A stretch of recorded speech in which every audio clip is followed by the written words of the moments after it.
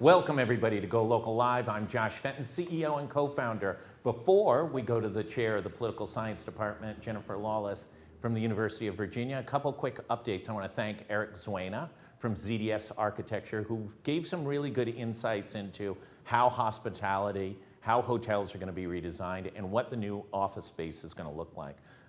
This afternoon, after Chair Lawless, we're going to have Dr. Michael Fine on at 12. He'll be talking about some interesting data that is broken and also some looks at the CDC and some of their messaging. At 12:30, we'll have Lieutenant Governor Dan McKee. He'll be Skyping in to talk about some small business initiatives, both on the grant front and on the loan front to help restart the Rhode Island economy. And at 2:30 today, Governor Raimondo will do her press briefing. Let's go to Jennifer Lawless. Jennifer, thanks so much.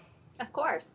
Okay, let's go right to it. The president, over the course of the weekend, Memorial Day weekend, a solemn time in really paying tribute to Americans who have sacrificed so much for really our freedom, went on a tweeting binge on Joe Scarborough, on Joe Biden's mask. Your thoughts on his tweeting extraordinaire? Well, in some ways, it's not that surprising. He is often inappropriate, and Memorial Day weekend is certainly an inappropriate time to be tweeting anything other than thanking our military for the service that they've brought to the country. But, you know, these are the kinds of things that we've come to expect of the president. And so tweeting about a conspiracy theory regarding Joe Scarborough committing murder, retweeting that Hillary Clinton is a skank, these are things that are unpresidential, but not altogether unexpected. What is really stunning to me is that the president actually started what is going to turn into a full-fledged culture war over wearing a mask. And not only did he mock Joe Biden for wearing the mask, but he also called into question whether it was a political stunt, because both he and his press secretary highlighted that Jill and Joe Biden don't wear masks when they're together alone in their basement. And so what he's really doing, I think, is providing people who are already upset about the conditions that they're living in, who already feel like they're not able to return to life as normal, with the ammunition they need to say, and we saw this on a beach in Alabama, to say, well, if the president's out and about and if the president's not wearing a mask, I don't need to do it either. Well, let's break these down a little bit. On the wearing a mask, I got to tell you, we live on the Tony East Side in the bastion of liberalism, and I got to tell you, not more than 20% of East Siders, many of them, you know, it's one of the most liberal areas of America, are not wearing masks on a daily basis. The mask issue seems to be a very complicated issue. I agree with you. It is now getting a foothold in the culture war. Let's go to the vice president. He did look a little bit like Groundhog Day, judges, wearing the long black coat and the mask. And it's the first time we've seen him in about 6 weeks or so. Not a big win for Joe Biden either this weekend, was there? No, I mean, I think that we're in a position where right now the Democrats and the Republicans are trying to differentiate themselves. And by Democrats and Republicans, I mean at the elite level, the people who are running these campaigns, the people who are running for office. They're trying to differentiate themselves in ways that don't matter that much to the typical American. I don't think if you poll people and ask whether you think that it's appropriate to engage in these social distancing measures and to wear masks if you can social distance, the overwhelming majority of Americans say yes. Even 40% of Republicans believe that that's the case. So this has the potential to not be an issue where one side is fighting with the other. But right now, there isn't that much else going on. All of the arguments about the budget, all of the discussions about spending priorities, all of the discussions about the kinds of programs that we're putting forward are under this umbrella of the coronavirus. So it's not that surprising that the culture war that's about to emerge is not going to be about abortion or guns. It, too, is going to be under this broad umbrella. The difference is that it's really, really dangerous because people's health is at stake. People's lives are at stake. And it's just incredibly unfortunate. Yeah, we've seen a huge decline in the percentage of people anecdotally, as you walk and drive around, who are wearing masks at a much higher level 2 weeks ago. I don't know if it's the weather, they think it's uncomfortable, it doesn't matter, whatever it is. And I'll also say on this polling of everyone who thinks everyone should wear a mask doesn't necessarily correlate to them wearing a mask. It's kind of like when you ask people how many people watch PBS, and 50% of the population claims they watch PBS, but their ratings are in the ones and the twos. So the politically correct answer may not always be the reality answer. One thing I would add to that, though, is that it's also important to keep in mind that, and I think that the CDC has done a good job explaining this, Dr. Fauci has too, if you can social distance, especially if it's really hot and humid out, you cannot wear the mask, right? So there are ways to be safe and be careful and not feel so constrained. The issue is that if you are going to be out there and if you are going to be close to other people, to take that into account. And I think a lot of these nuances are getting lost in the discussion. It's sort of either we're supporting a complete reopening or we're supporting being hermits for the rest of our lives. And that's, I think, an artificial distinction. Correct me if I'm wrong, but did the vice president say he would have announced his vice presidential selection by the end of May? I don't think it was by the end of May. I think it was soon. Okay. I think in the back of my mind, I was thinking by mid-June. Okay. So end of May, mid-June. Where are we with his selection of his vice presidential? And I think in the point you've made, maybe the most important vice presidential selection that we've ever seen in modern political history. Well, there are several things we know. We know that Val Demings, who was one of the impeachment leaders and a member of Congress from Florida, is well underway in the vetting process, as is Amy Klobuchar. So those are two important pieces of information because A, it indicates that the vetting process is underway and we've got at least two women who have agreed to participate so far. And we also know that there's another short list that includes people like Elizabeth Warren and Gretchen Whitmer and Kamala Harris, all of whom have said that if asked to serve, they would certainly be willing to go through the process, even if they're not willing to commit to serving per se. So, it seems like things are narrowing down. The one complicated factor here is that when you choose a vice president, one of the major sort of pieces of that interview process is campaigning together and seeing if you complement each other on the campaign trail and seeing if you interact well together on these campaign buses and when you have 5 minutes to discuss a policy. And all of that is absent from this process because it's not feasible and it's not possible. And so I wouldn't be surprised if it takes a little bit longer than what Joe Biden initially laid out, just because it's going to take him more phone calls and more Skype interviews and more Zooming, I think, to get a full sense of who these people are. Yeah, and he's not always perfect even when they're on the stage together. I believe it was his big win in South Carolina that he mixed up his sister and his wife and mugged with his sister rather than his wife. Happens all the time. It happens all the time. Listen, I don't think he was correct. One prominent Democratic consultant in Rhode Island said, listen, Kamala Harris has already been vetted. I push back a little bit and on two levels. One, no one needed, whatever they had on Kamala Harris, no one needed to take her out in the primary process because she never became a front runner. So there's a lot of research out there done by all the different Democrat wannabes that may have some issues for Kamala Harris or any of these candidates, and then put in the X factor of the game gets bigger. The Republicans enter in. The Republicans have a track record of being very good at op research. And then when you get to that top level, the media plays a different game. There's a lot of vetting to be done on these candidates, isn't there? There is, and I don't think that any previous vetting even comes close to the vetting for vice president. That's, in fact, one of the reasons that I think Joe Biden was able to so confidently push back on the allegations made by Tara Reade. He hadn't just been vetted for a cabinet position. He hadn't just gone through Senate campaigns. He hadn't just been a Democratic presidential candidate. He had actually been vice president. And that vetting process is incredibly thorough. So even if these candidates have cleared many, many hurdles in the past, it's not the same thing, and it does take time.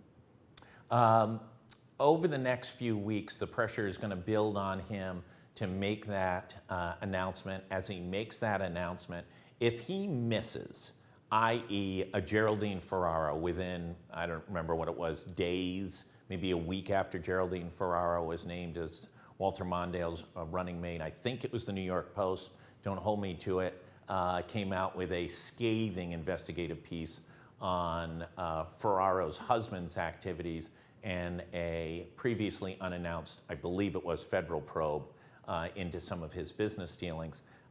He cannot afford a mistake like that, correct?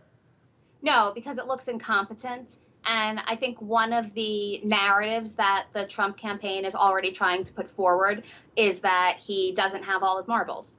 And so he can't make a mistake that suggests that he took his eye off the ball, or that he didn't hire the right people to do the vetting, or that he didn't cross every T and dot every I. Now, I'm confident that the people he's hired, and frankly, the Democratic Party and the DNC, are going to ensure that that doesn't happen. But again, because of the weaknesses that the Republicans want to, argue are Joe Biden's, it's even more important to make sure that this is picture perfect and, no surprises.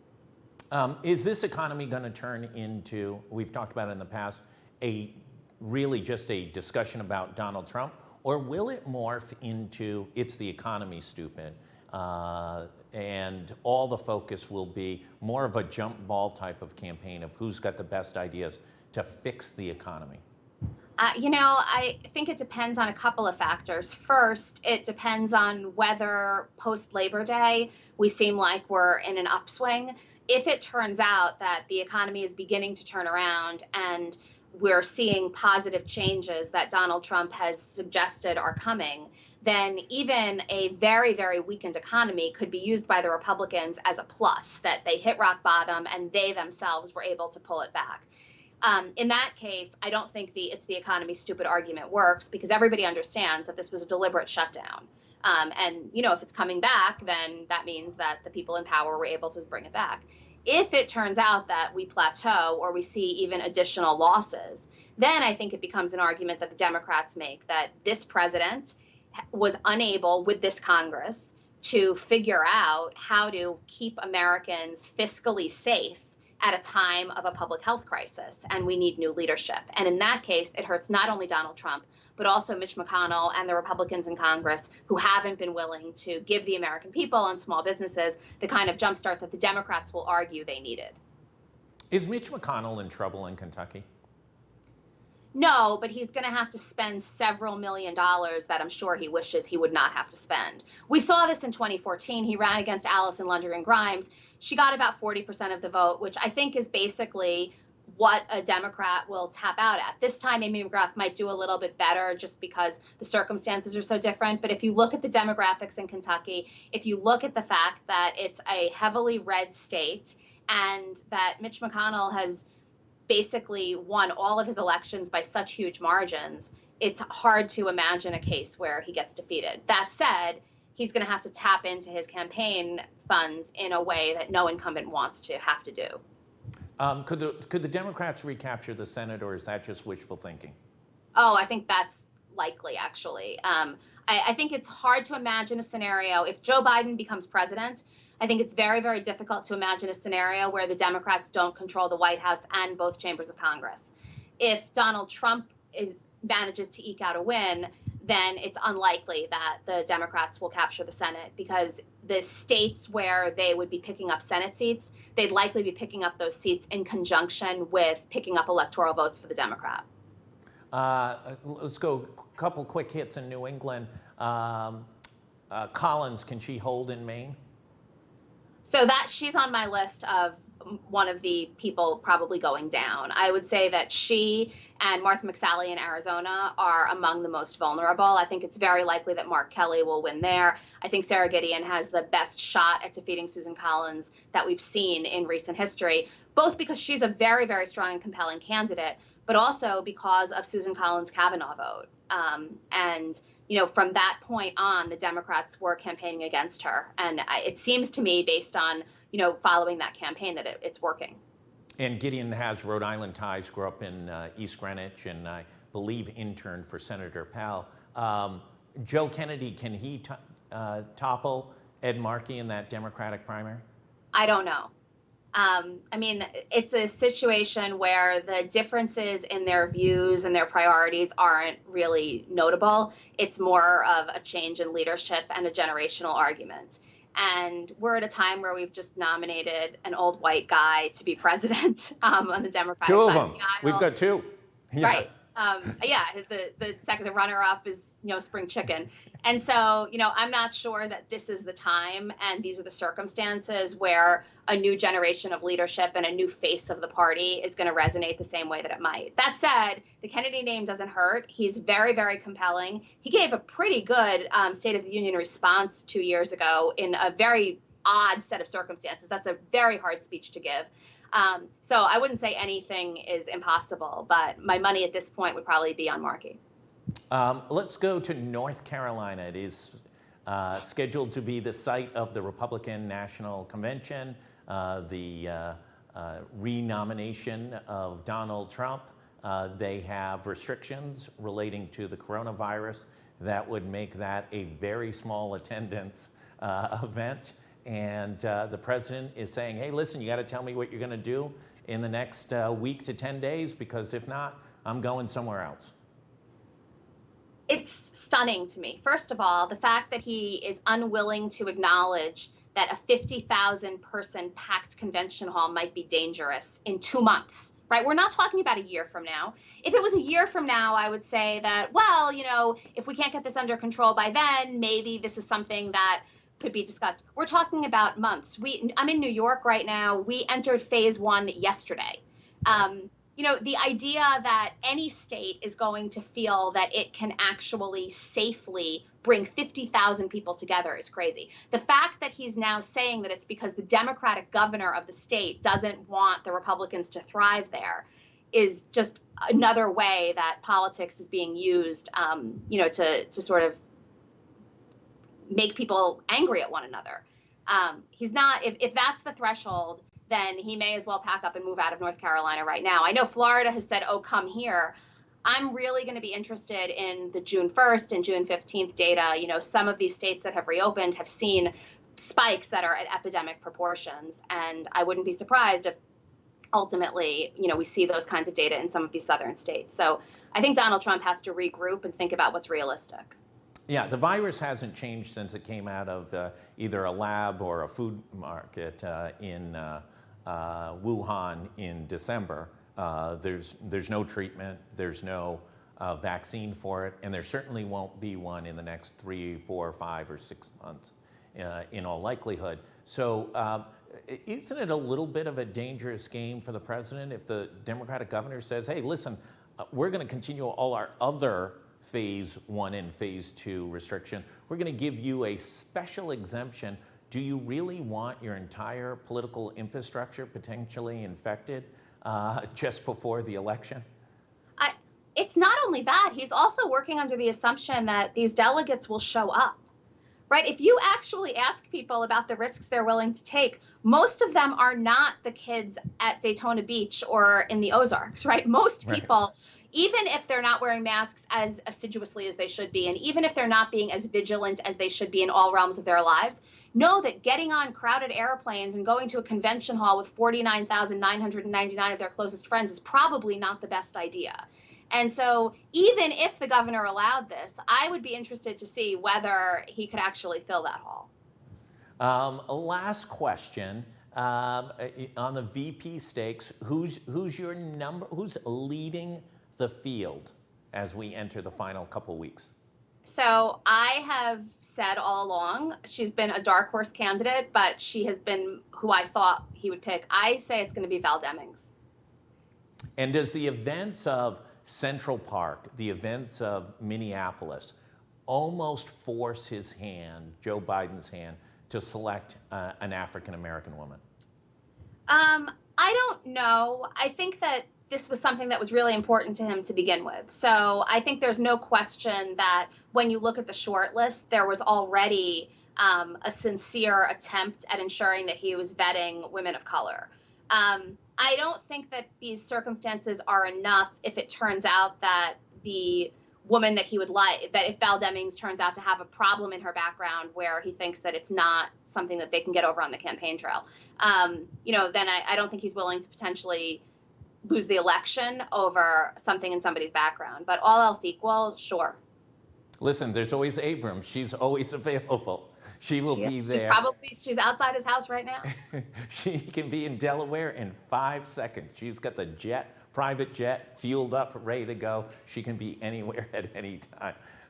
The best candidate for vice president any of us have ever seen. Jennifer Lawless, you always get the last word. What do people in Rhode Island need to know about national politics?